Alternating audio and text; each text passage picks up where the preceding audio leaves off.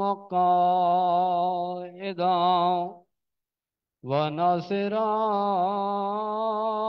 ودليلا وعينا حتى تسكنه زكاة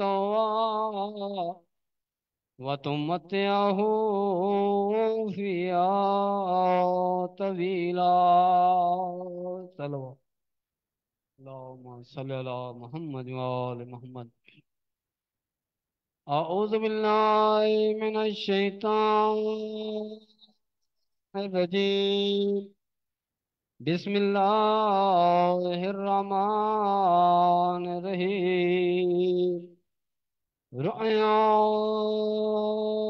अन जाबिर इब्न अब्दुल्लाह अल अंसारी अन फातिमा ज़हरा अलैहिस्सलाम बिन्त रसूलिल्लाह क़ाल समिअतु फातिमता अन्नहा क़ाल दख़ला अलैया बि रसूलिल्लाह फ़ी बअज़िल अय्याम फ़क़ाल अस्सलामु अलैकि या फ़ातिमतो फ़क़ुल्तु अलैकस्सलाम क़ाल इन्नी अजिदु फ़ी बदनी ज़ुफ़ान फ़क़ुल्तु लहू इज़हब यबता मिन ज़ुफ़ फ़क़ाल या फ़ातिमतो ईतनी बिलकिस्सा यमानी फ़अतिनी बि फ़अतैतु बिलकिस्सा यमानी फ़अतैतु बि वसअतु अंज़ुरु इलैहि व इज़ा वजहुहु यतलअलउ कअन्नल बद्रु फ़ी लैलति तमामिही व कमाली फमा कअनतिल्लाह सअता व इज़न बिवलदी अल हसन कद अकमला वक़ाल अस्सलामु अलैकि या उम्मा फ़क़ुल्तु व अलैकस्सलाम या क़ुर्रता ऐनी व समरता फ़ुआदी फ़क़ाल या उम्मा इन्नी अशम्मु इंदक रायतन तय्यबा कअन्न रायत जद्दी रसूलिल्लाह फ़क़ुल्तु नअम इन्न जद्दक तातल किसाय फ़अकमल लसनुना वल किसाय वक़ाल अस्सलामु अलैका या जद्दा या रसूल अल्लाह अतअज़नु ली अन अदख़ुला मअका तातल किसाय फ़क़ाल वअलैकस्सलाम या वलदी व या साहिब हौज़ी क़द अज़िनतु लका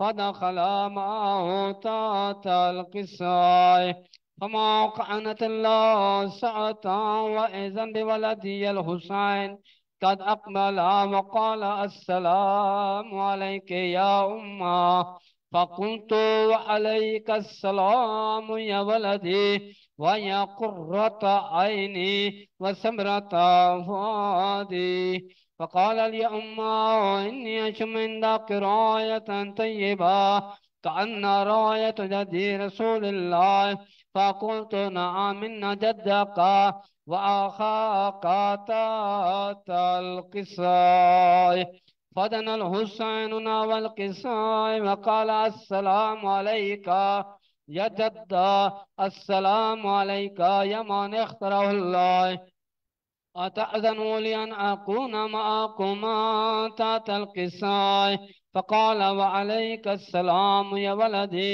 व या शाफ़िअ उम्मती क़द अज़िनतु लका फ़दख़ला मअहुमा तातल किसाय फ़अकमल इंद ज़ालिका अबुल हसन अली इब्न अबी तालिब सलवात अल्लाहुम्मा सल्लि अला मुहम्मद व आले वक़ाल अस्सलामु अलैका या बिन्त रसूलिल्लाह।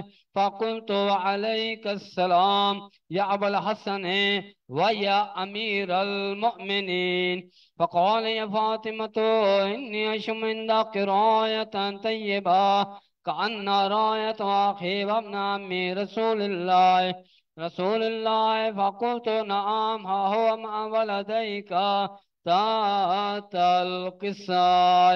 फ़अक्मल अलैना वल क़िस्सा वक़ाल अस्सलामु अलैका या रसूल अल्लाह अतअज़नु लि अन अकून मअकुम तातल क़िस्सा।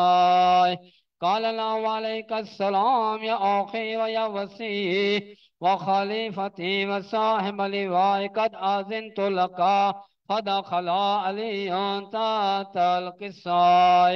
ثم عددنا والقصاء وقلت السلام عليك يا أبتا يا رسول الله أتأذن لي أن أكون معكم تحت القصاء؟ قال وعليك السلام يا بنتي ويا بدأتي قد أذنت لك فدخلت تحت القصاء. فلما اكتملنا جميعا تحت القصاء أخذ أبي رسول الله بطرف القصاء وأومى بيد اليمنى إلى السماء وقال اللهم إن هؤلاء أهل بيتي وخاصتي وهمتي لحمهم لحمي ودمهم دمي يؤلمني ما يؤلمهم ويحزنني ما يحزنهم. أنا هرب لمن هربهم وسلم لمن صلمهم وعدو لمن عاداهم ومحب لمن أحبهم. إنهم مني وأنا منهم واجعل صلواتك وبركاتك ورحمتك وغفرانك ورضوانك علي وعليهم وأذهب عنهم الرجس وطهرهم تطهيرا. اللهم صل على محمد وعلى محمد.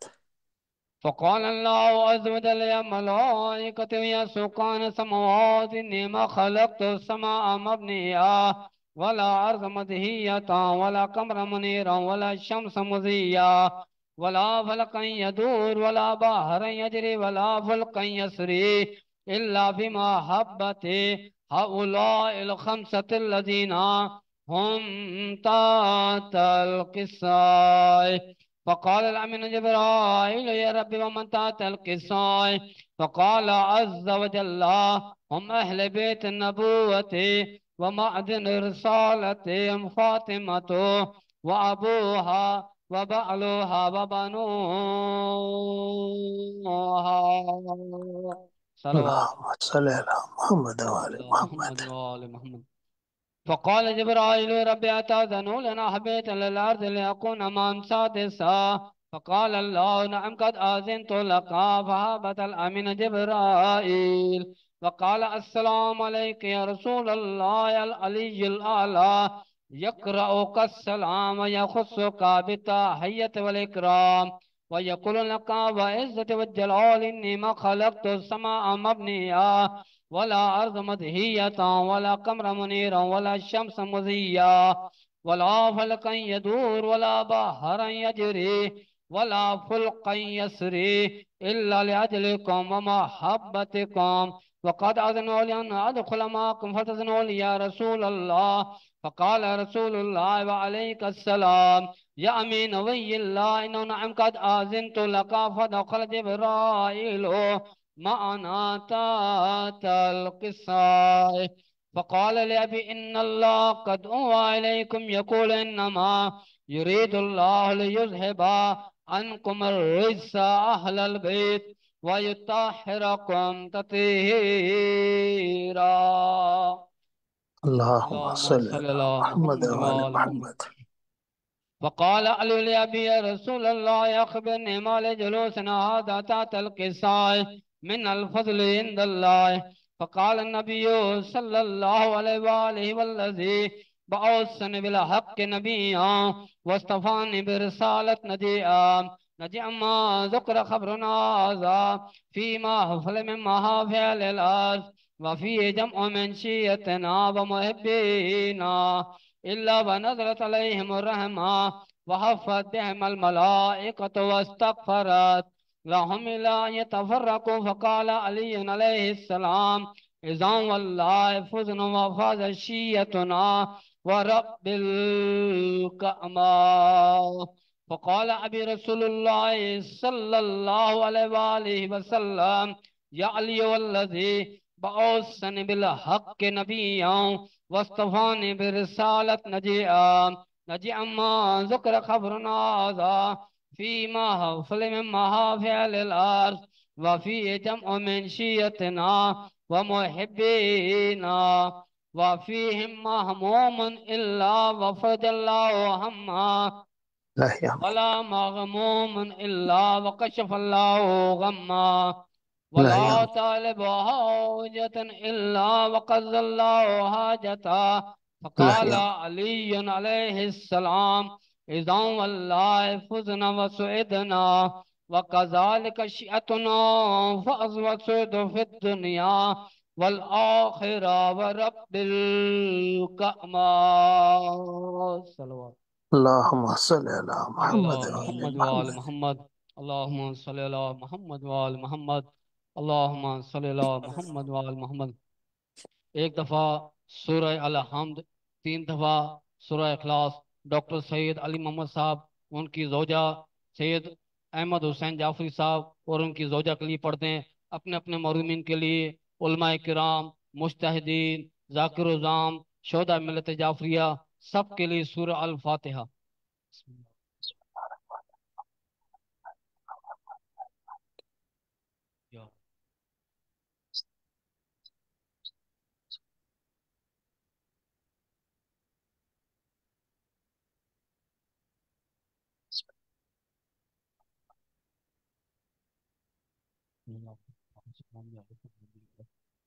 अल्लाहुम्मा सल्लि अला मोहम्मद व आल मोहम्मद व अज्जिल फरजहum।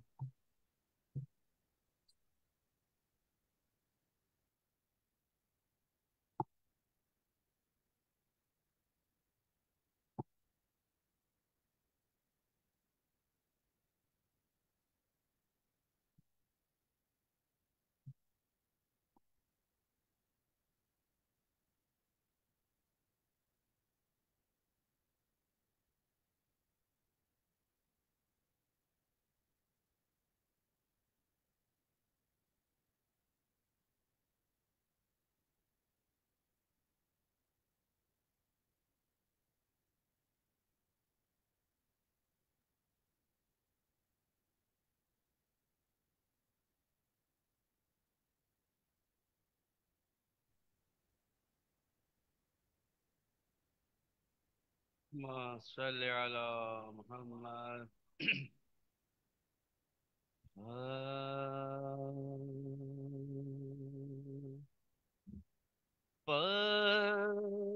पत्थर है आँख जिसमें के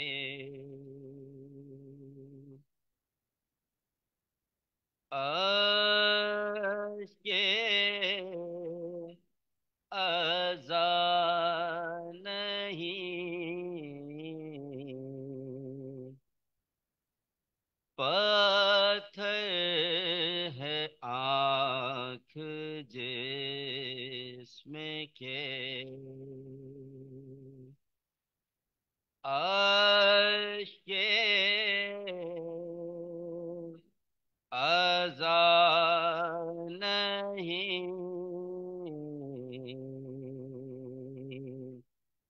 वो दिल नहीं के जिसमें अली की वेला नहीं।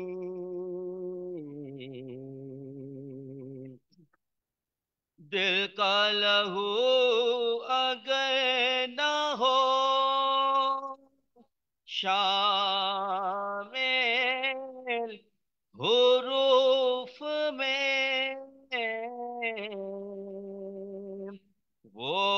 शायरी हुसैन के तर की अता नहीं। जिस कल्ब में मवद्दते आले अबा नहीं, समझो नबी से इसका कोई वास्ता नहीं।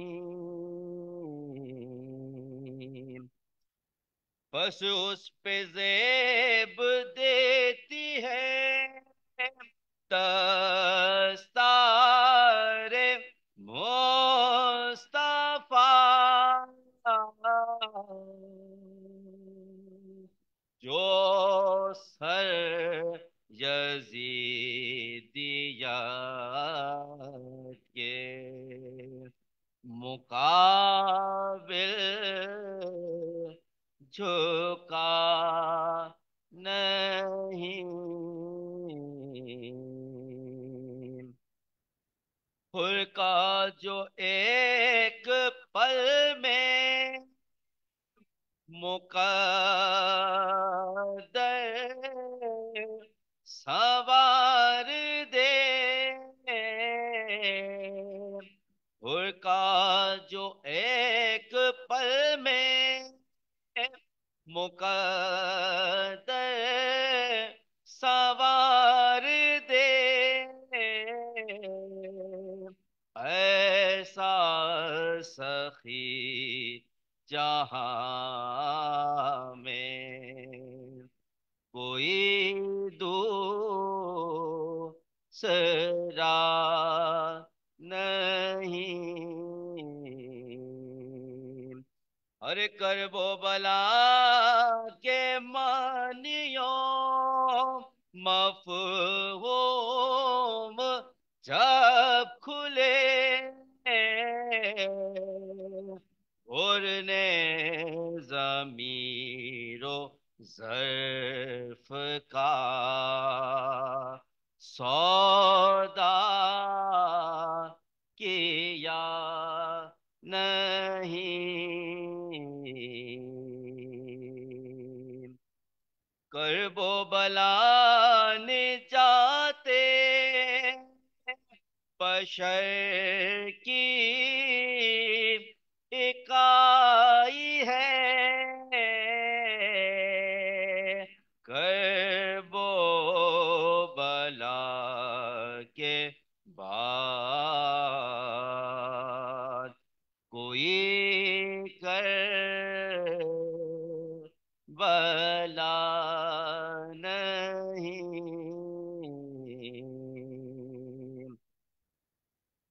ऐ दिल गमे हुसैन में एक आशिक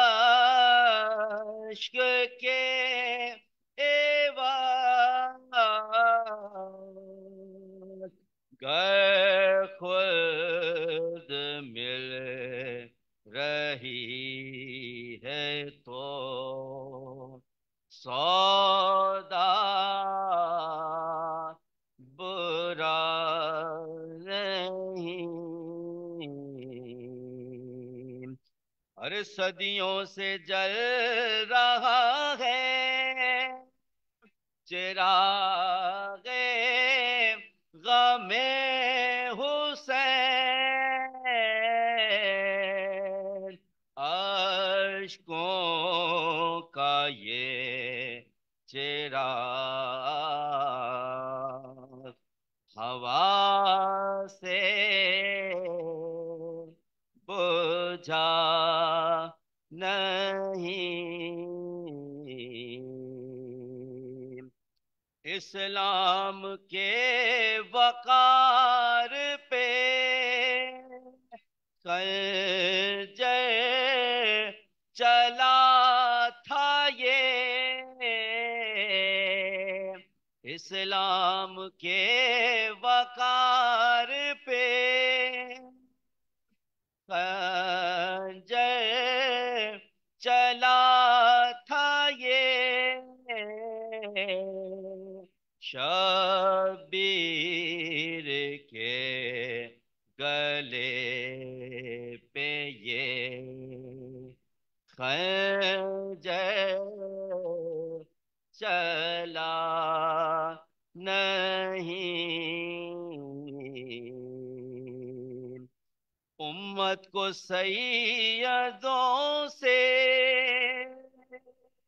मिली सारी नेमतें।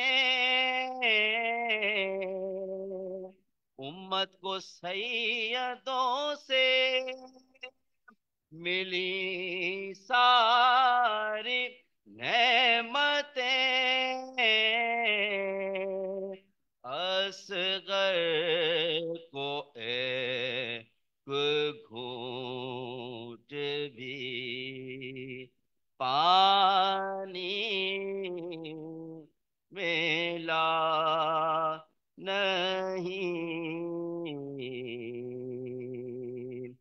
ज़ैनब ने बेरदाई से बाज़ार शाम तक। ज़ैनब ने बेरवाई से बाज़ार शाम तक। वो कौन सा सितम है जो दिल पर सहा नहीं। या रब तेरी नबी की शरीयत तो बच गई। आले नबी के घर में तो कुछ भी बचा नहीं। पत्थर है आंख जिसमें ये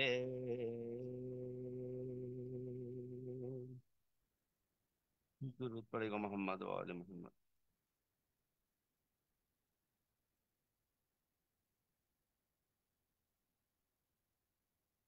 एक सूरह फातिहा की तलावत कर दीजिए। जुमला मरहूमीन मोमिनीन मोमिनात बिलखुसूस बानी मजलिस डॉक्टर सैयद अली मोहम्मद रज़ी अली मोहम्मद और इस खानवादे के जितने भी इस दुनिया से जा चुके हैं शामिल करते हैं।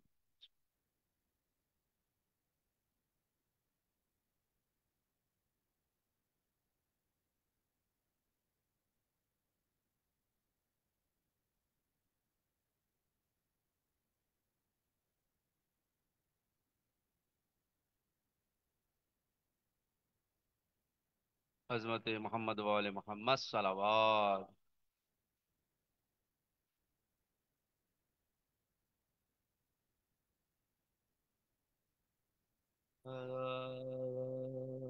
जिस दम नगी जिस दम नगी दुरूद पड़ेगा मोहम्मद वाले मोहम्मद।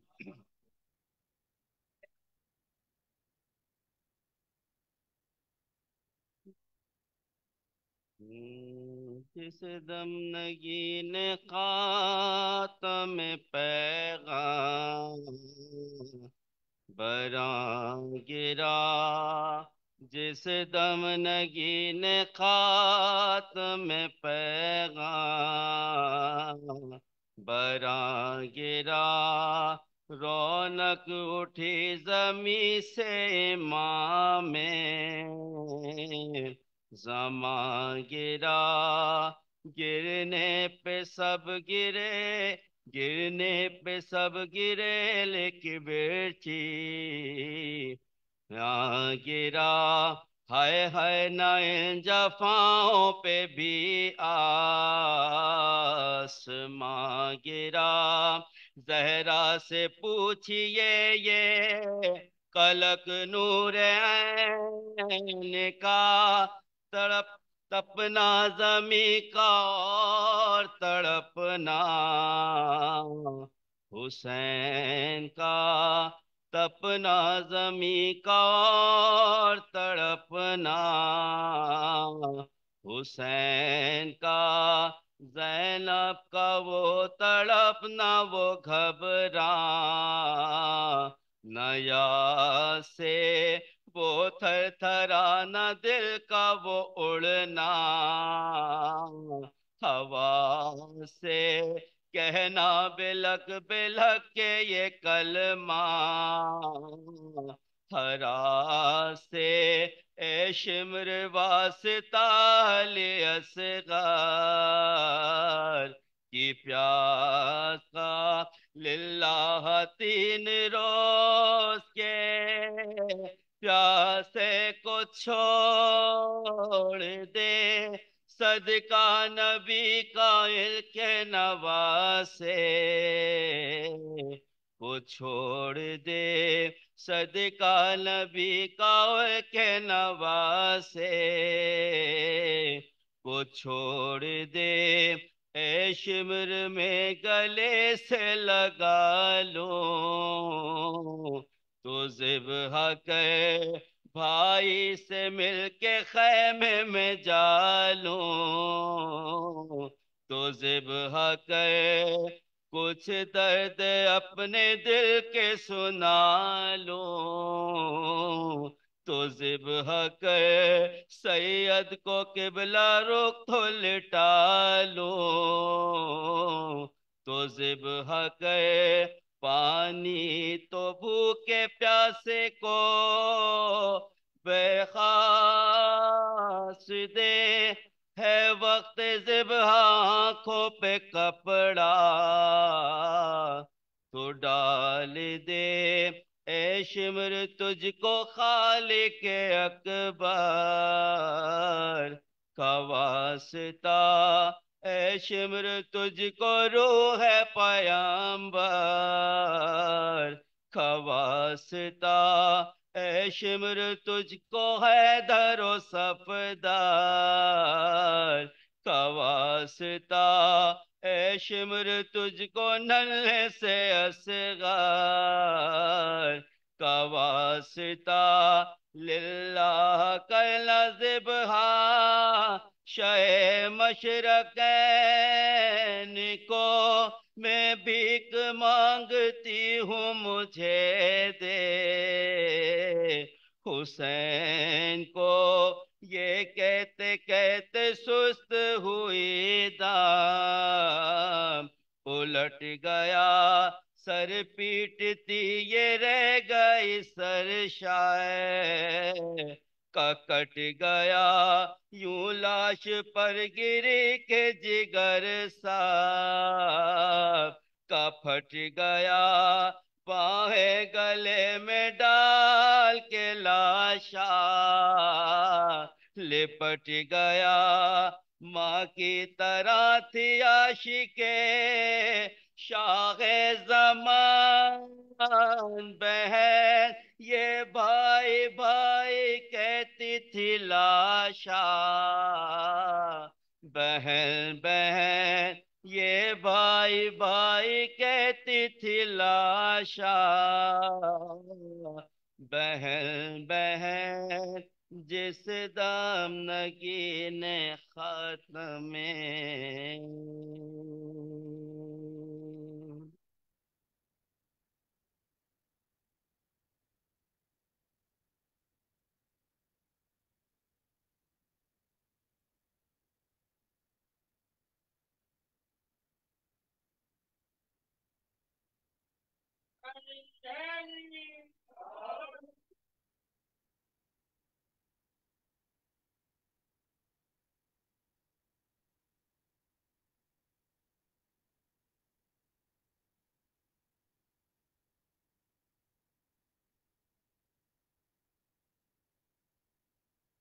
बाबा ज़बीलुत्तर सलवात।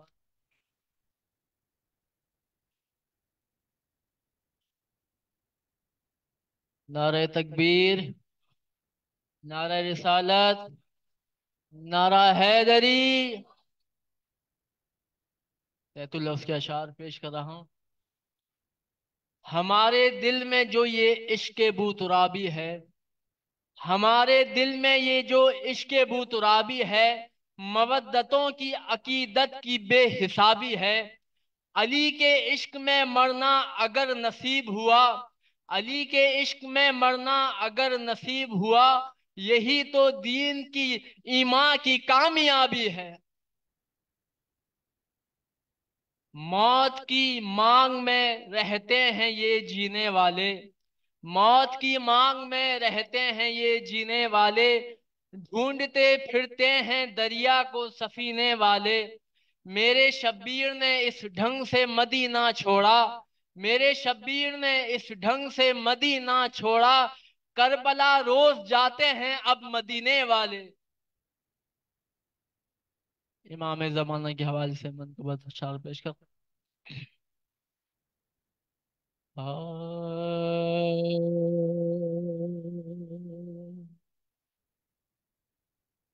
मैं हुआ सजदा, हुआ मस्जिद, हुई काबा, हुआ हर कोई है आपके दीदार को तरसा हुआ। मैं हुआ सजदा, हुआ मस्जिद, हुई काबा, हुआ देखता रहता हूँ हाथों की लकीरें रात दिन, आपका दीदार हो शायद कहीं लिखा हुआ। मैं हुआ सजदा, हुआ मस्जिद, हुई काबा, हुआ आइए और कुंबज़नी कह के जिंदा कीजिए,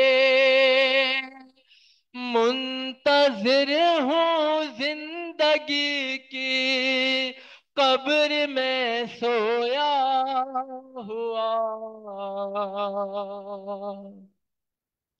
सुन रहा हूँ आएंगे अब्बास भी साथ आपके,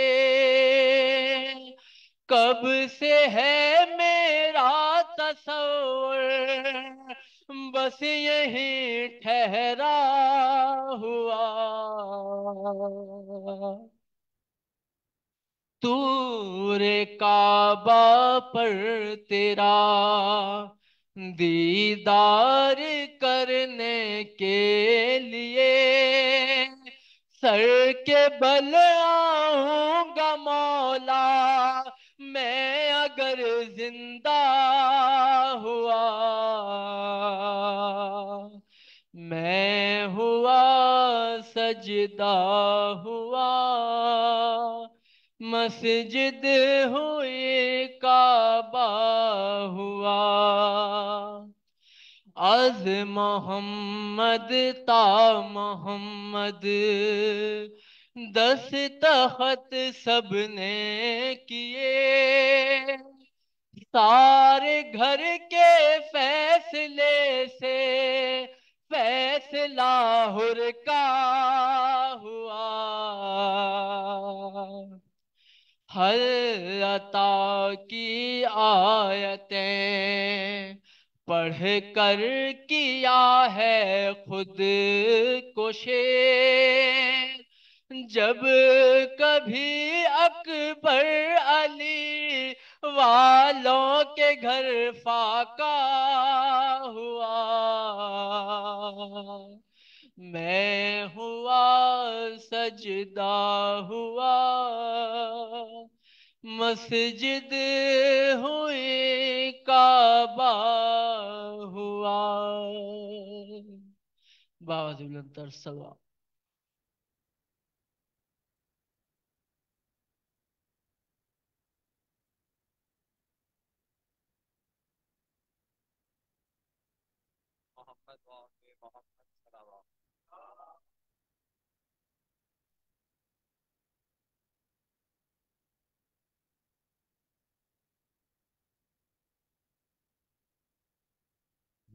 लो हो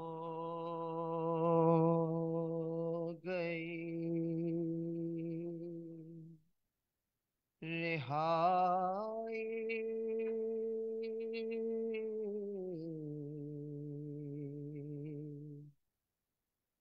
लो काफिला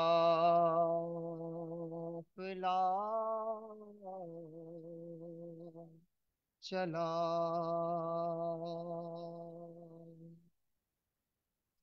सर जब हर एक शहीद का सजाद को मिला, तब मरकदे सकीना, तब मरकदे सकीना पे सज्जाद ने कहा, जाग सकीना जाग, बाबा का सर आया, बाबा तुम्हारा आया, बाबा तुम्हारा आया, गया वक्त नींद का, जाग सकीना जाग, बाबा का सर आया, सीने पे सोने वाली मट्टी पे सो गई, बाबा को रोते रोते जो खामोश हो गई, रो रो के माने कब्रे, रो रो के माने कब्रे, सकीना पे ये कहा, जाग सकीना जाग, बाबा का सर आया, बाबा को ढूंढती थी सकीना, उठो उठो, रातों को जागती थी सकीना, उठो उठो, लो आ गए हैं बाबा, लो आ गए हैं बाबा, ऐ जान जाग जा,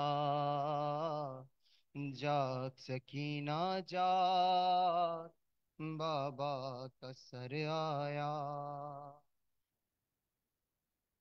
पैगाम रोज देती थी अम्मू के नाम तुम, रोती थी याद करके उन्हें सुबह हो शाम तुम, जागो के जा रहे हैं, जागो के जा रहे हैं, जहां सोते हैं चचा, जाग सकीना जाग, बाबा कसर आया। बाबा तुम्हारा आया, बाबा तुम्हारा आया, गया वक्त नींद का, जाग सकीना जाग, बाबा कसर आया।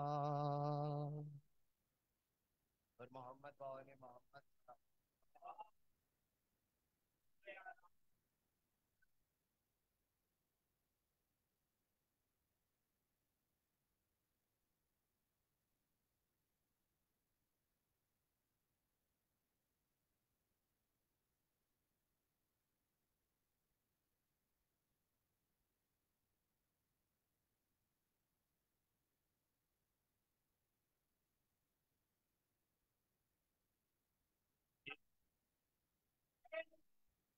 और ये पीछे बैठे हुए जो नौजवान हैं, ये आ जाएं, मैं आपसे बात करना चाहता हूँ। आ जाइए आगे, आप लोगों को कुछ समझ में आएगा, अच्छा बेहतर समझ में आएगा। कोशिश करूंगा आसान पढ़ूं बहुत, ताकि सबकी समझ में आए। आ जाओ बेटा, आ जाओ, कुछ कुछ हासिल करके जाओगे। कुछ मजलिस में आए इमाम हुसैन की, तो खाली हाथ वापस में ना जाओ ना। आ जाओ, आगे आ जाओ।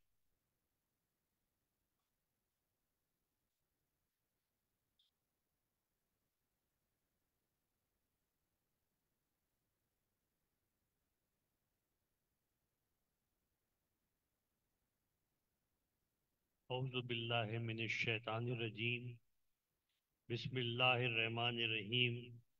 अल्हम्दुलिल्लाहि रब्बिल आलमीन, वस्सलातु वस्सलामु अला अशरफिल अनबिया अल मुरसलीन व खातिमन नबीन सैयदना व नबीना व तबीब नफूसना व शफ़ी ज़ुनूबिना मौलाना बिलकास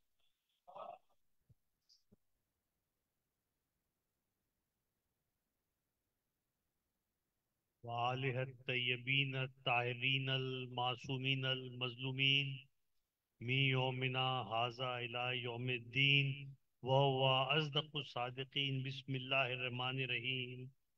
सन सनुरीहिम आतैना फिल आफाका वफ़ी अनफुसिहिम हत्ता यतबय्यना लहुम अन्नहुल हक़ अवल्लम यकफ़ी बिरब्बिका अन्नहु अला कुल्ली शैइन शहीद। सलावत।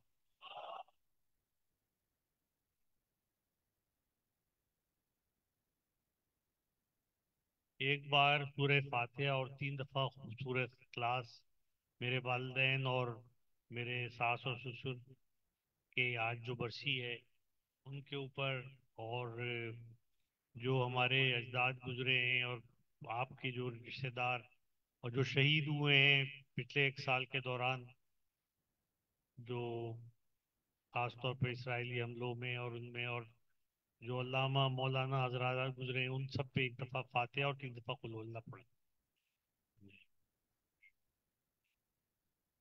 इय्याका नअबुदु व इय्याका नस्तईन इहदिनस सिरातल मुस्तकीम सिरातल लज़ीना अनअमता अलैहिम गैरिल मग़ज़ूबि अलैहिम वलद्दॉलीन। बिस्मिल्लाहिर रहमानिर रहीम।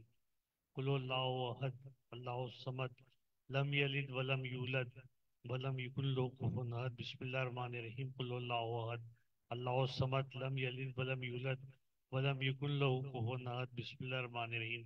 कुल हुवल्लाहु अहद अल्लाहु समद लम यलिद वलम यूलद वलम यकुन लहू कुफुवन अहद। सलावत।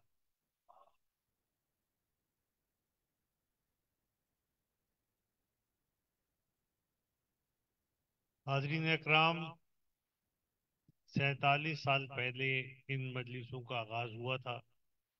मेरे नाना मौलाना आरिफ हुसैन रिजवी साहब ने पहली मजलिसें पढ़ी थी इस सिलसिले की, और उसके बाद फिर भी वही पढ़ते रहे जब तक वो जिंदा रहे। 83 तक उन्होंने मजलिसें पढ़ी। फिर मेरे मामू ने उनकी जगह आके मजलिसें पढ़नी शुरू की। फिर जब वो ज़ईफ़ हो गए और पढ़ने के काबिल न रहे, तो फिर मैंने इन मजलिसों का आगाज़ किया। कोशिश ये होती है कि कोई घर का फर्द ही इसको कायम रखे। ये सिलसिले और ये जो अदब आदाब और ये जो रवायतें होती हैं, इनकी बड़ी अहमियत होती है। लोग पूछते हैं कि आप जो है वो जुलूस, इतना पुराना जुलूस निकल रहा है, ये क्यों निकल रहा है, ये मजलिसें इतनी पुरानी क्यों हो रही हैं, ये ताज़िए क्यों हैं, ये अलम क्यों हैं। तो ये एक हम लोग इसके इतने ज़्यादा वो हो चुके हैं कि अब बाज़ औक़ात तो सोचते भी बाद में हैं, कर पहले लेते हैं, क्योंकि हमारे खून में ये बस गया है, हमारी फितरत में ये बस गया है। और अभी जो मैंने आपके सामने पढ़ी है आयत कुरान की, ये हामीम सजदा की 53वीं आयत है।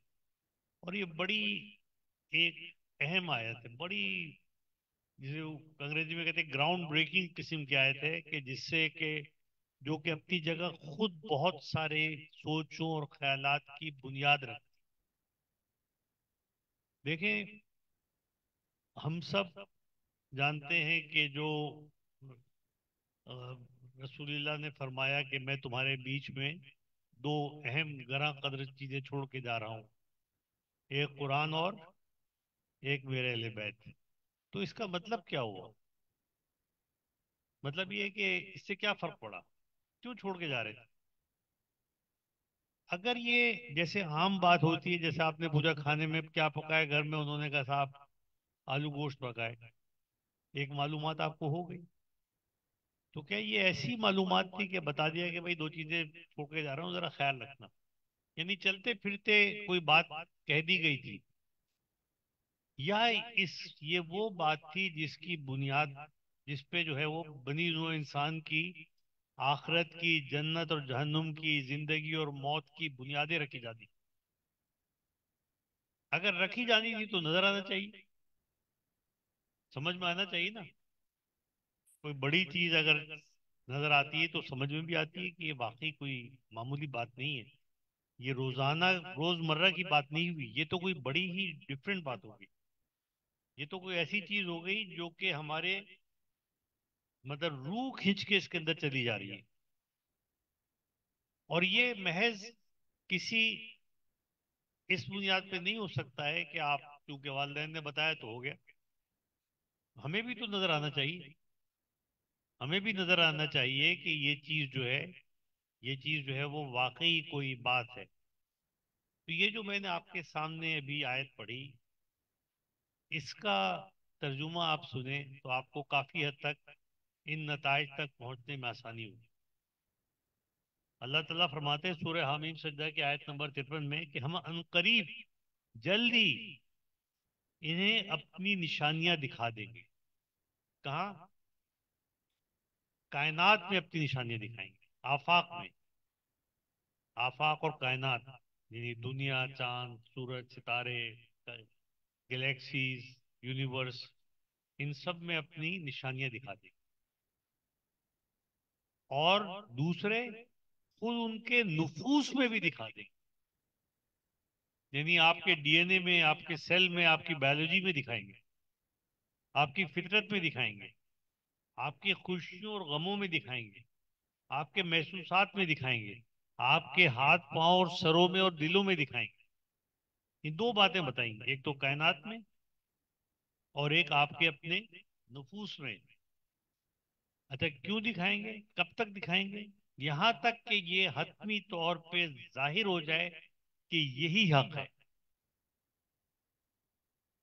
यानी आपको लगे कि यार ये कोई एक्स्ट्राऑर्डिनरी बात हुई है, इस तरफ दिल खिंच रहा है, ये कोई होता है ना कभी कोई बहुत अहम बात समझ में आती है तो एकदम से आदमी हक्का बक्का रह जाता है कि मुझे तो पता ही नहीं था इतनी अहम बात है, ये हो रहा है।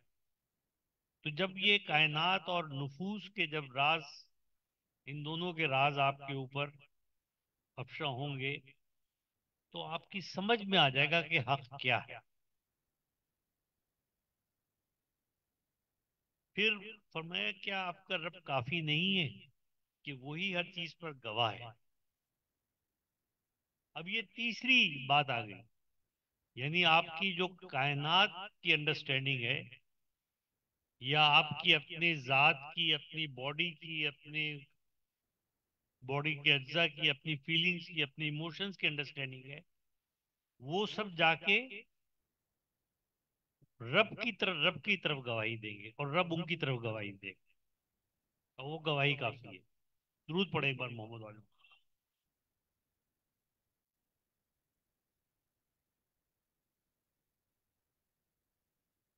देखिए बहुत अरसे तक इंसानों को, इंसान अजीब व गरीब, देखें ना, अब जब आप अगर फर्ज करें कि आपकी दादी बहुत अच्छी आदमी, दादी मौजूद है, नानी मौजूद है, नानी भी नहीं है, अच्छा कौन है बड़ा घर में सबसे? नानी है ना यार। तो नानी से अगर आप कहें कि मेरे मेरे अपेंडिक्स खराब हो गई है, मेरा ऑपरेशन कर दें, तो सही बात है। क्यों? वो तो तुमसे बहुत मोहब्बत करती है। फिर जाहिर है जो जिस, आप सही जगह पे जाएंगे तो आपका काम सही होगा ना। वो जिन चीजों में सही है वो आपको खाना बहुत अच्छा पका के खिला देंगी, कपड़े सी देंगे आप। लेकिन जो हुनरमंदों का काम है, जिस हुनर का माहिर है उसी से कराएंगे तो सही होगा। गलत जगह पे जाएंगे तो गलत हो जाएगा। तो सवाल ये पैदा होता है कि अल्लाह ताला ने, रसूल ने कहा कि दो चीजें छोड़ के जा रहा हूं, कुरान और अहले बैत।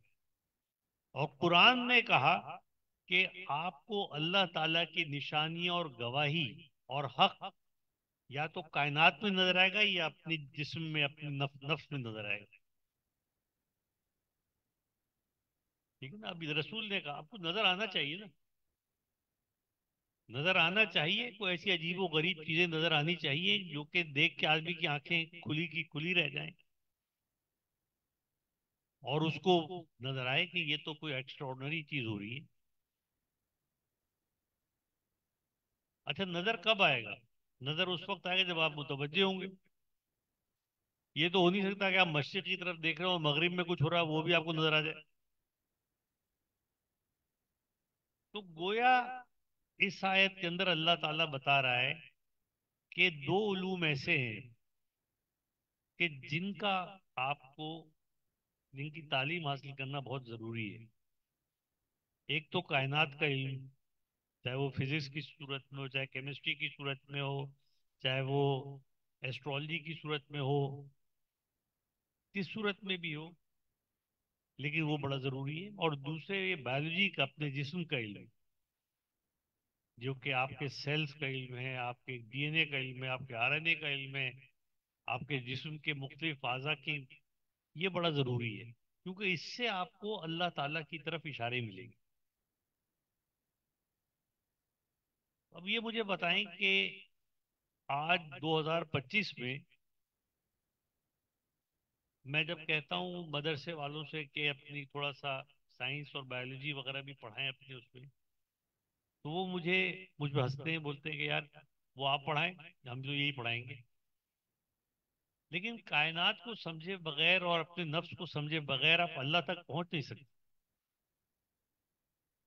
तो अल्लाह तक पहुंचना और पहुंचाना है तो फिर आपको ये चीज, ये कुरान कह रहा है। और रसूल ने दो ही चीजें छोड़ी थी, एक तो कुरान छोड़ा था और एक अहले बैत छोड़े थे। तो अब अगर उसको सामने रखा जाए तो आपको ये दोनों चीजें, अच्छा आप अहले बैत की तरफ भी आ जाए। अहले बैत की मौला कायनात का कौल है कि अनबिया की जिम्मेदारियों में से एक ये है कि उस फितरी मुआहिदे को, मीसाक का लफ्ज इस्तेमाल है, मीसाक को, मीसाक क्या होता है? कॉन्ट्रैक्ट। जैसे पाकिस्तान और फर्ज करें तुर्की में एक कॉन्ट्रैक्ट हुआ तो वो मीसाक होता है। जैसे मीसाक मदीना था, तो जो कॉन्ट्रैक्ट होता है दो के बीच में, तो उसमें यह है कि कोई कॉन्ट्रैक्ट हुआ था, फितरी कॉन्ट्रैक्ट, कभी ना कभी एक कॉन्ट्रैक्ट हुआ था। और अनबिया की जिम्मेदारी है कि उस कॉन्ट्रैक्ट को वापस लाएं और इंसान को खुदा के पहचानने के रास्ते पर लगाएं,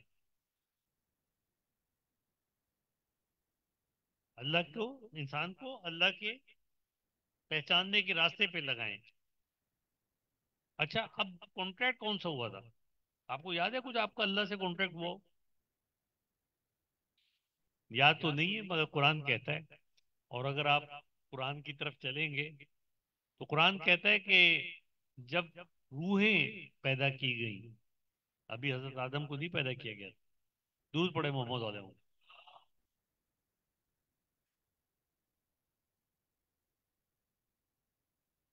जब रूहें पैदा की गई तो अल्लाह ताला ने फरमाया अलस्तु बिरब्बिकुम, तुम्हारा रब कौन है?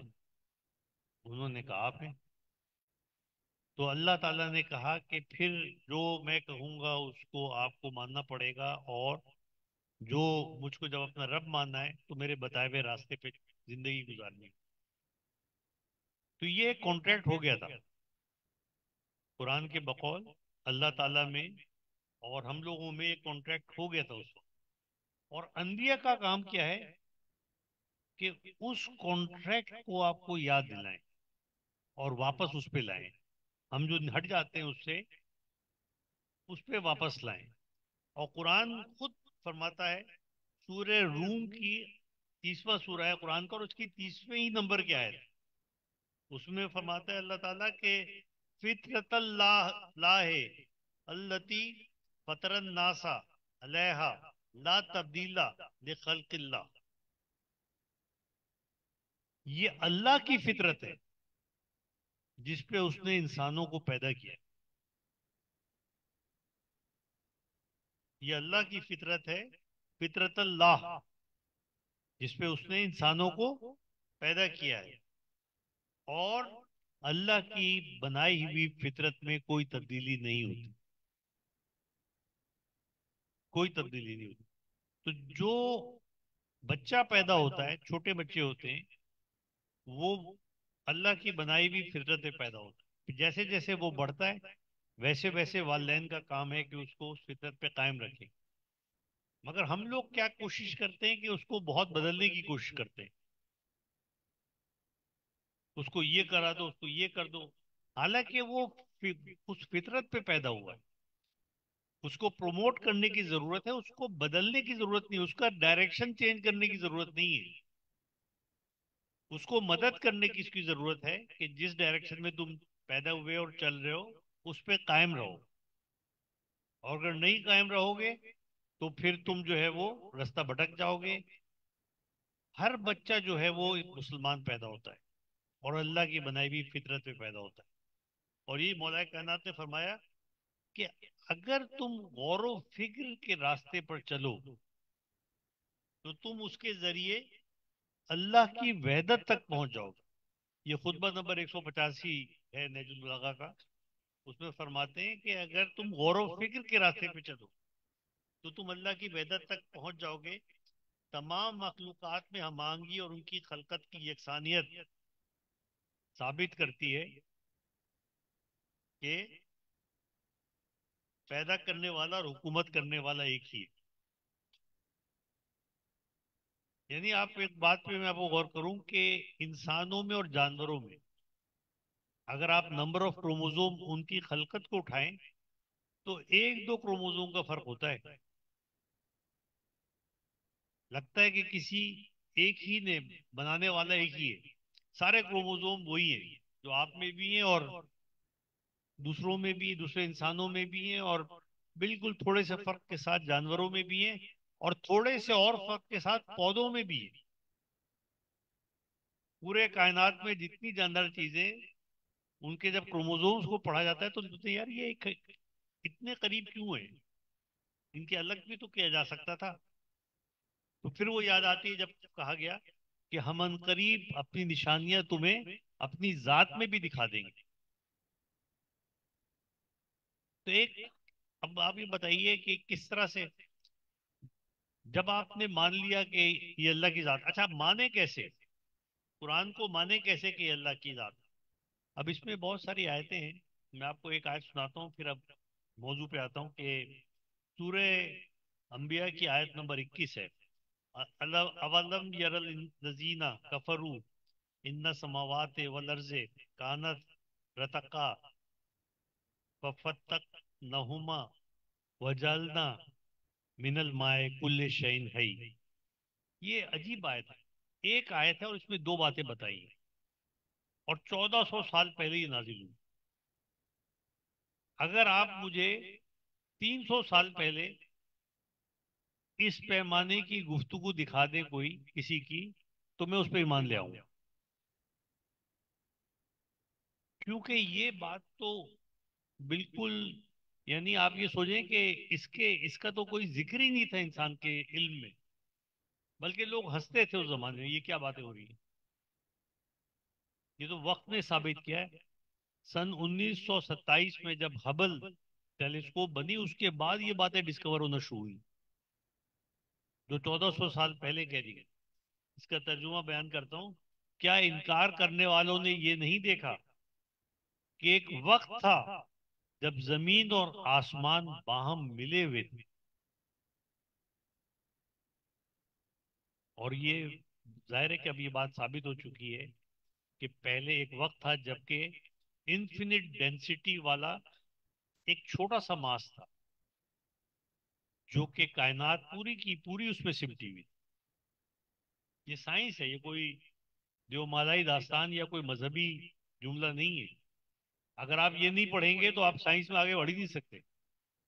फिर वो बिग बैंग हुआ, एक बहुत बड़ी कोई ताकत थी जिसका कि हमें नहीं पता, साइंस को नहीं पता, जिसने उन्हें फाड़ के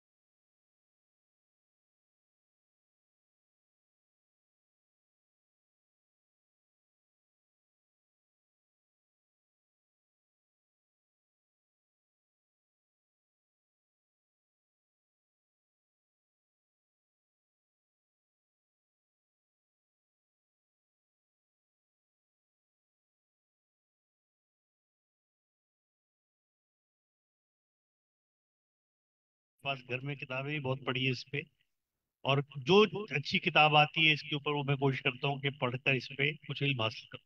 ये अजीब व गरीब साइंस है, और साइंस की सबसे बड़ी शक्ल यही है, सबसे मौजूदा, सबसे एडवांस्ड। यानी कितना फर्क होगा। फर्ज करें आप यहाँ से बर्तानिया रवाना होते हैं साइकिल के ऊपर, और आप रवाना हो जाते हैं जहाज के ऊपर, जो मुकाबला है कौन पहले पहुंचेगा। पक्की बात है, कोई शक ही नहीं है। तो इतना फर्क है, जो क्लासिकल फिजिक्स में और क्वांटम फिजिक्स में इतना फर्क है। यानी अरबों गुना ज्यादा तेजी से चीजें डिस्कवर होती हैं, अरबों गुना ज्यादा उससे काम होते हैं। तो ये आने वाली चीज है। तो जो नौजवान बैठे हैं, मैं उनसे कहूंगा कि वो इस पे जरूर तवज्जो करें और इसको, इसकी पढ़ाई करें। और अगर उसमें मदद चाहिए हो, कोई बात नहीं समझ में आ रही हो, तो मुझसे पूछ लें, मैं उनको बताऊंगा कि ये क्या है इसका। अब वो ये कहती है कि शजर साहब जो हैं, ये मुमकिन है कि यहाँ भी बैठे और वहां भी बैठे, और एक्सपेरिमेंट ने इसको जाहिर कर दिया। एक एक्सपेरिमेंट है, वो कहलाता है यंग स्लिट एक्सपेरिमेंट। उसमें एक समझे, वैसे ही मैं थोड़ा सा उसको आसान बनाने के लिए कुछ वो बना रहा हूँ। कुरान में भी ये किया है, अल्लाह ने किया तो हम भी कर लेते हैं। एक पर्दा है, एक पर्दा है, ठीक है?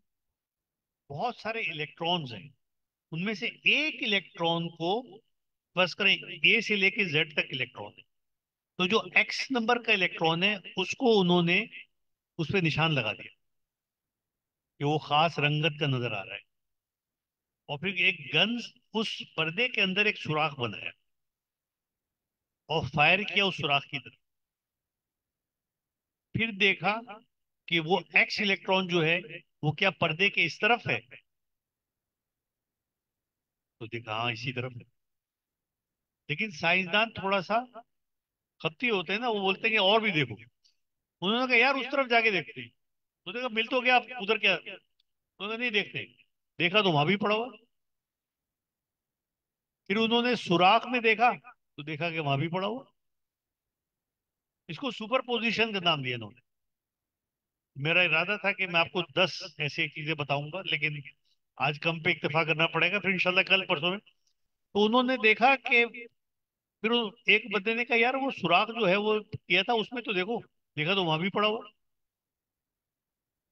तो क्वांटम फिजिक्स, अच्छा ये उन्होंने कहा था हो नहीं सकता यार, ये कैसे। फिर दोबारा किया गया, इसको 12 किया गया, और मालूम हुआ कि एक सब एटॉमिक पार्टिकल बैक वक्त कई जगहों पे हो सकता है। यानी आपका मजाक उड़ाते थे ना बचपन में, तो आपने कहा कि साहब, एक दफा हजरत अली को पूछा कि भाई, एक बंदे ने कहा कि यार मेरे यहाँ कल दावत पे मधु थे, दूसरे ने कहा नहीं मेरे यहाँ थे। तो हो गया कि देखिए झूठ बोल रहा है, मुसलमानों के झूठ बोल रहा है। तो रसूलुल्लाह के पास गए, तो रसूलुल्लाह ने कहा असल में तो वो मेरे पास मधु थे। लोगों ने अब वो दंग रह गए, उन्होंने कहा ये कैसे। अब रसूल कह रहे हैं तो सही कह रहे होंगे, इतने में जिब्रील आया और रसूल से कहने लगे कि अल्लाह ताला फरमा रहा है कि नहीं वो तो मेरे यहाँ मौजूद है। तो जब एक इलेक्ट्रॉन जो है कई जगहों पे हो सकता है, तो एक, यानी आपको क्वांटम फिजिक्स की जो डायनेमिक्स है, वो उस दौर में अहद रिसालत में आपको ऐसे वाकयात मिलेंगे जिसमें वो जाहिर होगी। दुरूद पढ़े मोहम्मद वाले।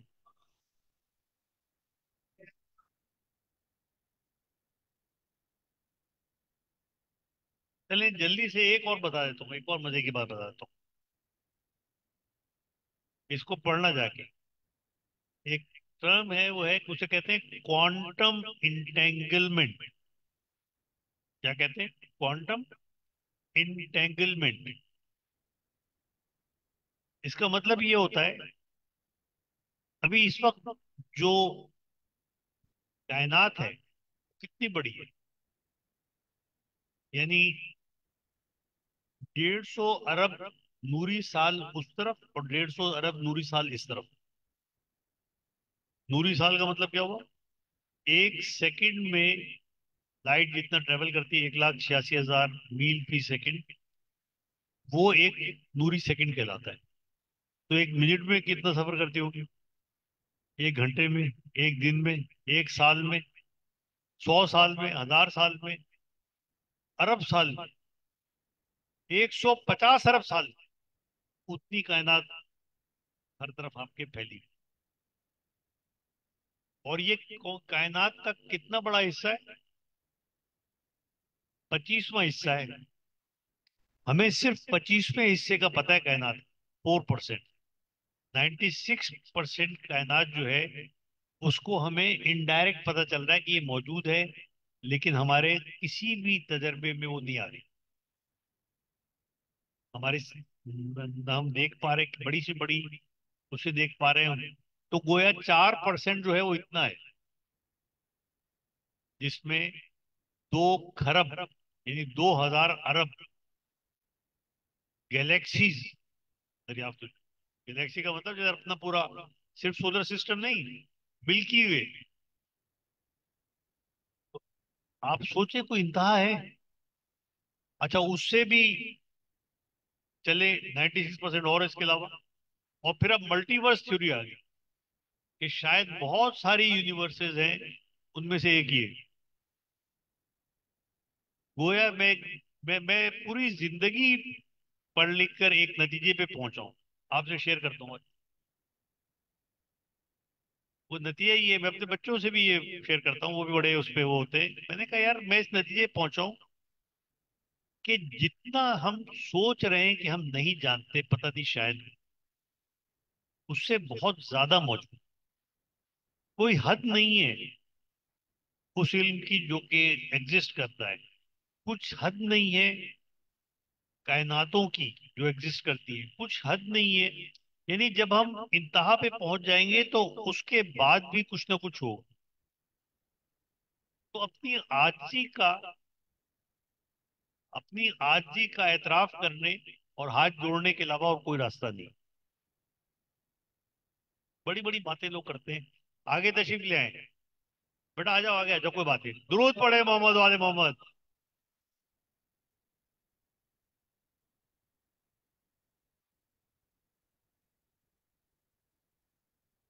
आ जाइए, आ जाइए।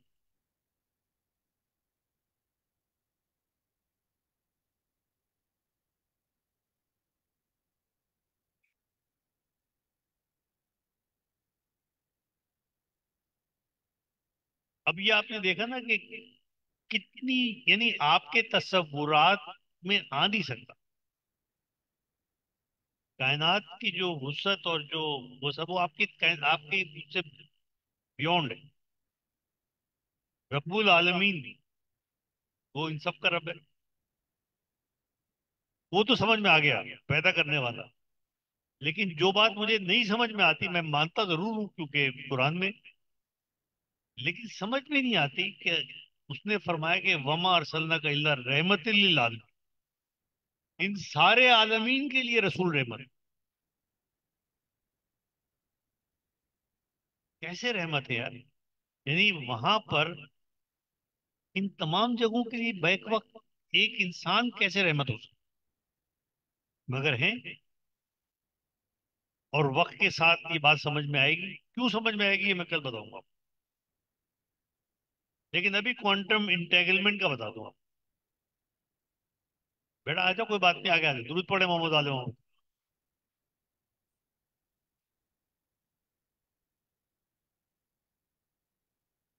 क्वांटम इंटेगलमेंट ये है, और ये भी तजर्बात से साबित हो चुका है। यानी ये कोई ऐसी बात नहीं है जिसपे शक व शुबात है। इसको साइंसी तजर्बात में शामिल किया कि हर उस पार्टिकल का जो कि दूसरे सिरे पर है, और उस पार्टिकल का छोटे सा पार्टिकल जो यहाँ पर है, ये इंटेंगल हो सकते हैं, यानी एक दूसरे से पेवस्त हो सकते हैं फासला रखते हुए, और एक दूसरे पर सरअंदाज हो सकते हैं इस तरह कि इसमें थोड़ी सी तब्दीली लाएंगे तो उस वाले में तब्दीली आएगी।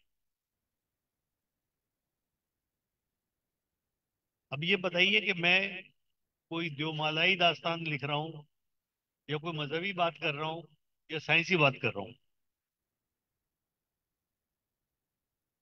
लग तो ये रहा है ना कोई जादू जिन परेत की कोई बात हो रही है। ये कैसे ऐसा हो नहीं सकता। लेकिन बात यह है कि अब दुनिया उस रुख पे जा चुकी है जहां पर आपके तमाम कुरान हकीम और अहले बैत की जो फजीलत है वो जाहिर होगी। और मैं इंशाल्लाह इस पे 2 दिन मेरे पास और है, मैं कोशिश करूंगा कि जितना मुख्तसर करके ज्यादा से ज्यादा बोल बता सकूं वो बताऊंगा। लेकिन एक बात का एक समझना बहुत जरूरी है, जितनी अजमत अहले बैत को हासिल है और जितनी अजमत कुरान को हासिल है, उनकी हक तलफी भी उसी लिहाज से की। अच्छा, ये अब इसको भी आप, जाहिर है जब एक बात कर रहे हैं तो साबित भी करना चाहिए कैसे की और क्यों की। दरअसल बात यह कि इब्राहिम और नमरूद में क्या झगड़ा था, मूसा और फिरौन में क्या झगड़ा था। देख, और कुरान ने इनकी कहानियों को क्यों सुनाया। कुरान कोई कहानियों की किताब थोड़ी है, कुरान तो उसूलों की किताब है। वो तो हमारे जहन में दुरुस्त उसूलों को उजागर करने की किताब है। ये कुरान बता रहा है, इसका मतलब ये है कि यही बात अहम है। सबसे अहम बात यही है कि जो शख्स, नबी, वली, इंसान को अल्लाह के रास्ते पे ले जाना चाहता है, उससे जो मफाद प्रस्त तबका है उसको खतरा होता है। खतरा हो जाता है तो वो हर तरह से कोशिश करते हैं कि किसी तरह से इसके जड़ काटे। मिसाल के तौर पे इसी मिंबर से मेरे दादा ने एक बात की थी कि हजरत अली के ऊपर जो जुल्म हुए उनमें से एक जुल्म का जिक्र किया था। उन्होंने कहा कि या तो इनकार ही कर दो कि ये फजीलत हजरत अली में थी नहीं, गलत बयानी की गई है, ये गलत है, नहीं था ये। और जहां पे इनकार ना कर सको वहां 10 आदमियों को और शामिल कर दो कि नहीं वो भी थे, कि फजीलत इतना उसको आम कर दो कि फजीलत फजीलत ना रह जाए। मकसद ये था कि किसी तरीके से इनकी उसको गिटाए, किसी तरीके से जो है उनकी फजीलत बयान ना हो। अब आप ये देखें कि यजीद ने जिस वक्त अहले बैत आए, अच्छा उस वक्त यजीद जो था वो एक नशे में था। किस नशे में था, उसको बताया गया था कि किस तरह से अहले बैत का कत्लेआम किया गया, करबला में किस तरह से सब शहीद हो गए और कैसे जुल्म करते हुए ये ला रहा है। और जुल्म क्यों कर रहा है भाई, इमाम हुसैन को क्यों शहीद किया था। इसलिए कि वो बैत करने से उन्होंने इनकार किया था। इमाम हुसैन ने बैत करने से क्यों इनकार किया था, जिस वजह से नमरूद को हजरत इब्राहिम ने खुदा मानने से इनकार किया था, जिस वजह से फिरौन के घर में पल के हजरत मूसा ने उसकी खुदाई का इनकार किया, जिसकी वजह से रसूलुल्लाह ने फरमाया था कि अगर मेरे एक हाथ पे चांद और एक हाथ पे सूरज रख दें फिर भी मैं ये नहीं करूं। वो कर लेते तो इमाम हुसैन भी कर लेते। जब वो नहीं कर रहे हैं, आप ज़ियारत वारसा में क्या पढ़ते हैं, सुनिए ज़ियारत वारसा, इसको याद है, शुरू तो एक दो जुमले तो याद होंगे यार। अस्सलाम वालेकुम या वारिसा,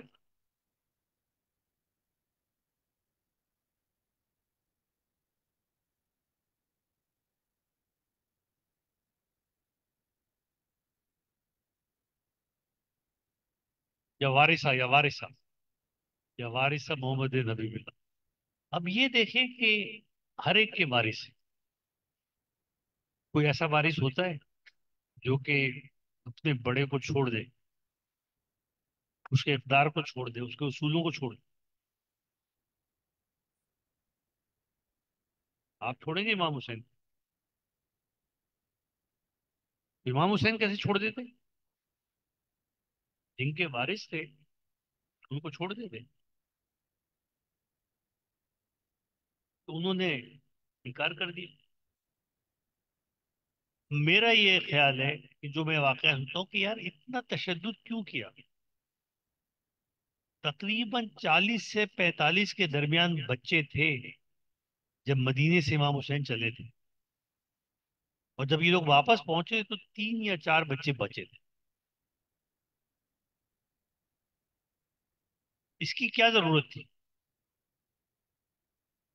क्या जरूरत थी कानों से बूंदे छीनने की? क्या जरूरत थी तमाचे मारने की? क्या जरूरत थी सबके गलों को एक उससे बांधने की? क्या जरूरत थी तशद्दुद करने की? अच्छा, दुख तो अपनी जगह है, लेकिन अक्लन भी एक बात समझ में आती है कि इसकी एक वजह थी। उनके जहनों में क्या था? उनके जहनों में ये था कि हुसैन तो हमसे बहुत सुपीरियर थे, उनको तो हम नहीं करा सके। अब्बास पे तो हमारा बस नहीं चल सकता था, वो जान दे देते, वो कभी हमारे आगे बैत या सर झुकाने को तैयार नहीं थे।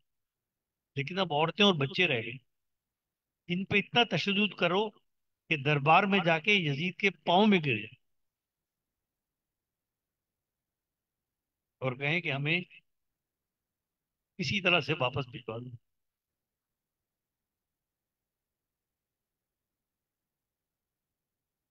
हम लोग भी जो है ना, हमने भी बीबी जैनब के साथ इंसाफ नहीं किया।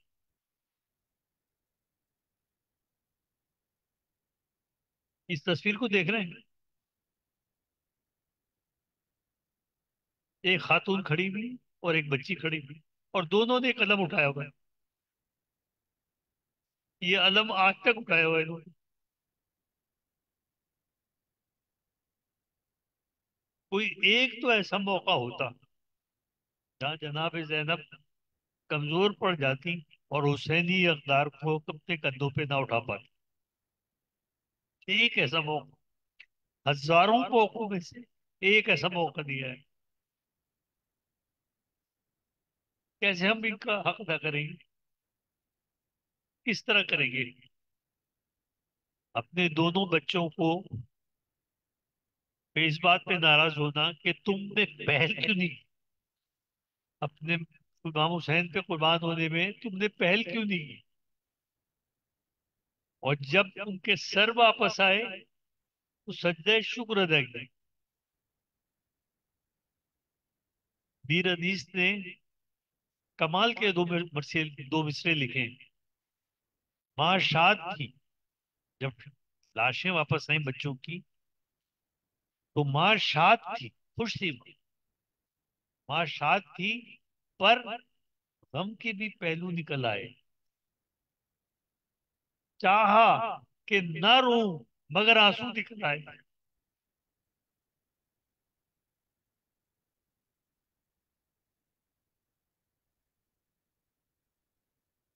इस तरह से बीबी जैनब ने करबला को जिंदा रखा है। आपको तारीख में ऐसी मिसाल नहीं मिली। और वही जाहिर है कि जिस माँ की वो बेटी थी, जिस तरह उन्होंने खड़े होके अपने बाप के दीन को की हिफाजत की थी, उस तरह इनको भी अपने भाई के इक़्तिदार की हिफाजत करनी थी। कहते हैं कि जब वहां पे शोर उठा और यजीद को खतरा हुआ कि कहीं ऐसा ना हो कि बगावत हो जाए, उसके अपने लोग बगावत कर दें, क्योंकि औरतें खड़ी हुई, तो उसने इमाम जैनुलाब्दीन को बुलाया और कहा कि इनके तोक को काटा जाए। जब काटा गया तो गोश्त खत्म हो गया था और हड्डी नजर आ रही। तो फिर अब यजीद ने कहा कि फर्जंदे रसूल, बड़ी गलती हुई, अब आप आजाद हैं। अब आप चाहें तो यहीं किसी मकान को मुंतखब कर लें, चाहें तो आप मदीने वापस चल जाएं, चाहे तो कहीं और जाना चाहें वो बता दें, हम वहां भिजवा देंगे आपको। तो इमाम जैनुल आबिदीन ने, अच्छा मैं एक और बात आपसे कहता हूँ यार, देखो करबला, खुदा के वास्ते आपको मैं बताऊं कि करबला जो है, उसने दीन, इम्तिहान जब आता है ना आपका, जब इम्तिहान आता है, करीब आता है, तो आपने पूरा साल पढ़ा होता है, लेकिन आखिर में आप तेजी से रिवाइज करने की कोशिश करते हैं, पूरा कोर्स रिवाइज करते हैं, और कोशिश करते हैं कि ऐसी चीज मिले हाथ में, एक ऐसी किताब मिले जिसमें आसान करके बयान किया। करबला जो है वो इस्लाम को हजरत आदम से लेकर रसूल खुदा तक जितना इस्लाम गुजरा था उसको आसान करके आसान जबान में पूरी किताब की तफसीर बयान कर दी गई। अगर कोई चीज रह गई समझने से पिछलों में, तो यहां से समझ आपको हर चीज का जवाब मिल जाएगा, हर बात का जवाब मिल जाएगा। तो वो इमाम जैनुल आबिदीन, आपको पता है जब 10 की खेमे जलाए गए शाम में, तो जब आखिरी खेमा जला तो बीबी जैनब ने इमाम जैनुल आबिदीन को उठाया और कहा कि बेटा, खेमा जल रहा है, अब हम लोग बाहर निकल जाएं खेमों के, या जल के यहीं पे अपनी जान दे दें। अब कितना इस्तराब का वक्त, कितना मुश्किल वक्त था, कितना बेचैनी दिलों में होगी, लेकिन इमाम वक्त की अहमियत को बता रही है। देखो ये शरई मसला है, ये इमाम वक्त बताएगा। अतः इमाम ज़ैनुल आबिदीन ने भी कहा कि, मतलब ये नहीं कहा कि आप तो आलिम गैर मौलमा हैं, आप तो इतनी बड़ी आलिमा हैं, आप खुद जानती हैं। उन्होंने कहा कि हुक्मा, इस मौके पे अल्लाह और रसूल का हुक्म ये है कि आप खेमों से बाहर निकल। हो गई ये बात। अब यजीद ये कह रहा है कि आप चुने इन तीनों में से कौन सी सूरत आप, और वही जैनुल आबिदीन कह रहे हैं यजीद, इस काफिले का सरदार मैं नहीं, इस काफिले की सरदार मेरी फूफी है, वो फैसला करेंगी। और जब फूफी से पूछा तो तुमने ये नहीं कहा तुम तो इमाम ज़मान हो। उन्हें पता था ये काम जो है वो, ये शरई काम नहीं, ये जो है वो एक इनकलाबी काम है। और उन्होंने फिर कहा, तीन बातें रखी।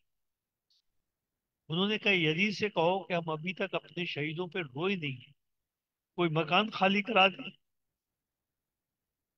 और हमारे सारे जो लूटे हुई चीजें हैं बशमूल सरों के, वो हमें वापस करे।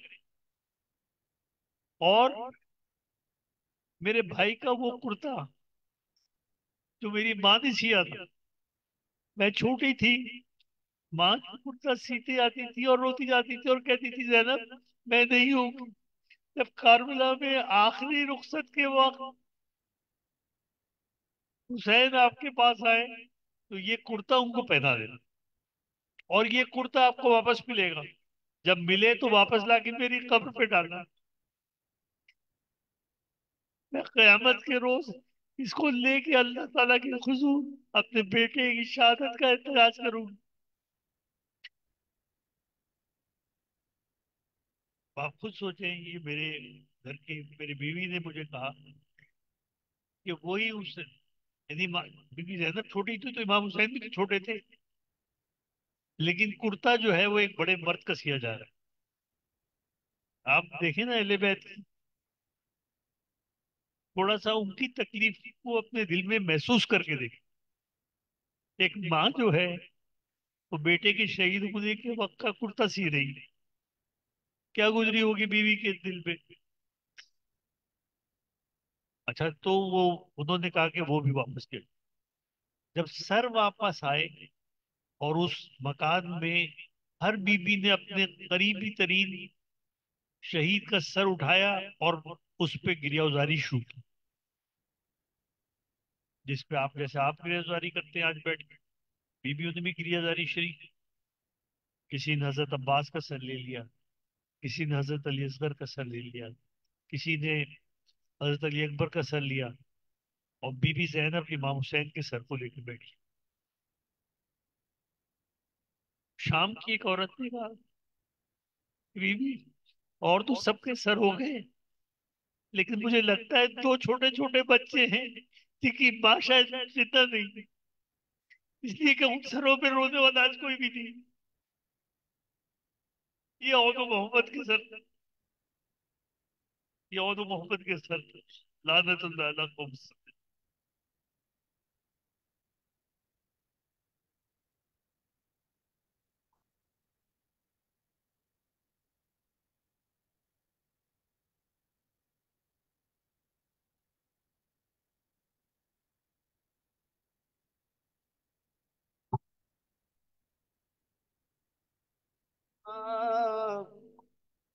ऐ शहर मदीना जंगल में बड़े घर को लुटा आई है ज़ैन। ऐ शहर मदीना आबे को किसी तरह बचा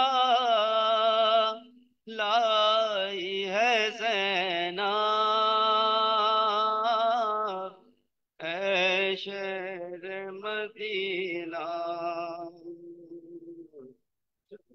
गल में भरे घर को लुटा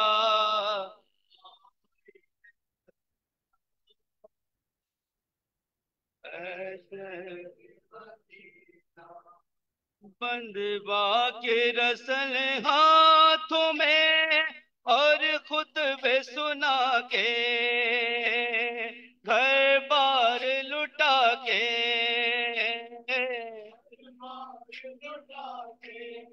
दीवार बड़े कोफ्र की छा आई है ज़ैनब।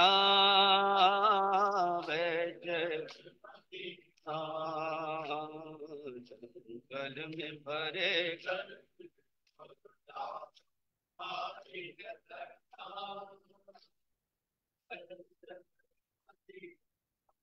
इस शहर में शहजादियों की तरह रही थी, नाजों से पली थी।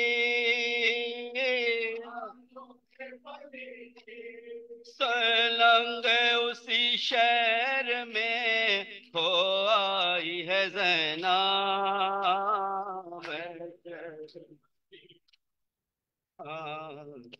गल में भरे घर को लौटा आई है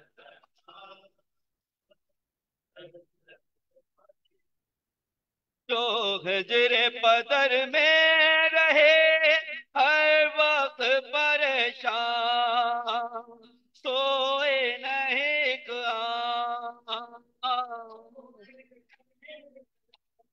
उस बच्ची को जिंदा में सुला आई है ज़ैनब। मदीना जंगल में भरे घर को लुटा आई है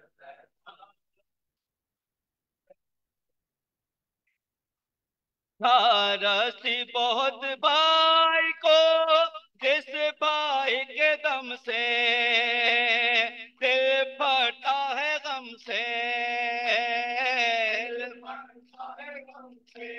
साहिल पे अकेला उसे छोड़ाई है ज़ैनब। मदीना जंगल में भरे घर को लुटा आई है मदीना जंगल में भरे घर को लुटा।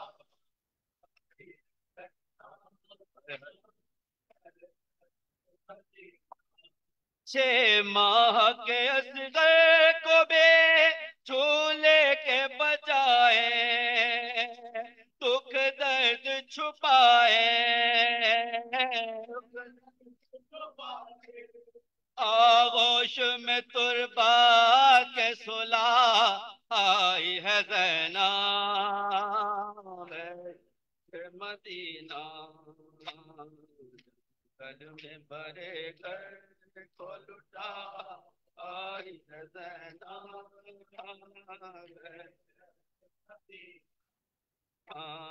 जंगल में भरे घर को लुटा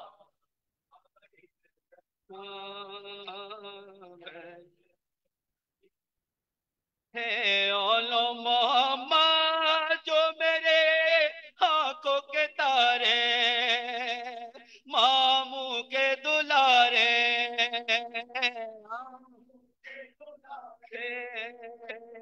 कुर्बान उन्हें भाई पे कर आई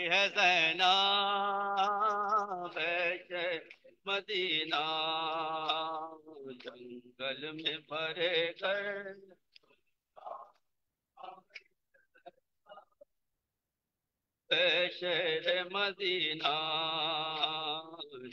जंगल में भरे थे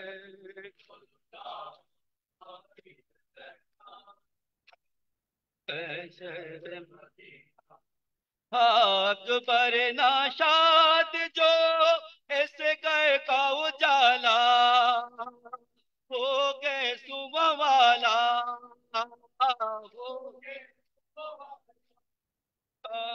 मैं कदम में अकेला उसे छोड़ा ही है ज़ैना वैसे मदीना जंगल में भरे घर को लुटा आई है ज़ैना शहर मदीना जंगल में भरे घर को लुटा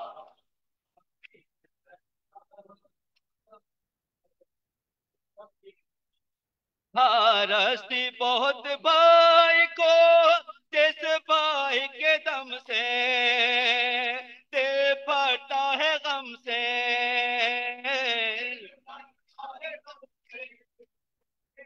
साहिल पे अकेला उसे छोड़ा ही है ज़ैना Medina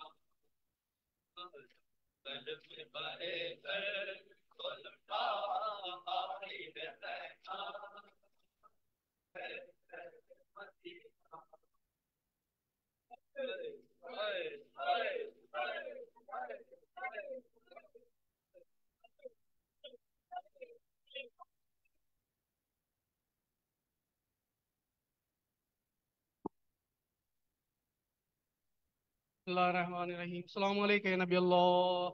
Assalamu alaikum ya Rasulullah. Assalamu alaikum ya Nur Allah. Assalamu alaikum ya Hujjat Allah. Assalamu alaikum ya Bais al-Huda. Assalamu alaikum ya Habib Allah. Assalamu alaikum ya Muhammad ibn Abdullah. Assalamu alaikum ya Khatim al-Nabiyyin. Assalamu alaikum wa rahmatullahi wa barakatuh. السلام عليك يا مولاي يا أبا عبد الله السلام. السلام عليك يا ابن رسول الله. السلام عليك يا ابن أمير المؤمنين وابن سيد الوسيئين. السلام عليك يا ابن فاطمة الزهراء سيدة النساء العالمين. السلام عليك آقائي ومولاي أبو الفضل عباس عليه السلام. السلام عليكم جميعا شهداء كربلاء ورحمة الله وبركاته. السلام عليك يا مولاي يا غريب الغرباء. السلام عليك يا معين الضعفاء والفقراء. السلام عليك يا شمس الشموس يا أنيس النفوس. السلام عليك يا أيها المدفون بأرض توس. السلام عليك يا سلطان الحرب والعجم يا أبا الحسن يا علي بن موسى الرضا الرازي بالقدر والقضاء ورحمة الله وبركاته. السلام عليك يا مولانا يا صاحب الأمان لمن فتنة الزمان. السلام عليك يا شريك القرآن. السلام عليك يا خليفة الرحمن. السلام عليك يا مظهر الإيمان. السلام عليك يا إمام الإنس والجان. السلام عليك يا إمام زماننا هذا سيدي أجل الله تعالى فرجاك وسهل الله تعالى مخرجاك وظهورك ورحمة الله وبركاته. मोमिनीन से दरखास्त है कि यहीं तशरीफ़ फरमा हो और नजर मौला में शिरकत फरमाए। मोमिनीन इसी मुकाम पर शिरकत फरमाए, तशरीफ़ फरमाए। नजर मौला का इत्माम है। सैरोज़ा मजालिस की कल दूसरी मजलिस सज़ा ठीक 8 बजे इसी मुकाम पर शुरू हो जाएगी। मोमिनीन से पाबंदी वक्त के साथ शिरकत की दरखास्त है। कल भी सैरोज़ा मजालिस की दूसरी मजलिस सज़ा ठीक 8 बजे शब इसी मुकाम पर शुरू हो जाएगी। मोमिनीन से पाबंदी वक्त के साथ शिरकत की दरखास्त है।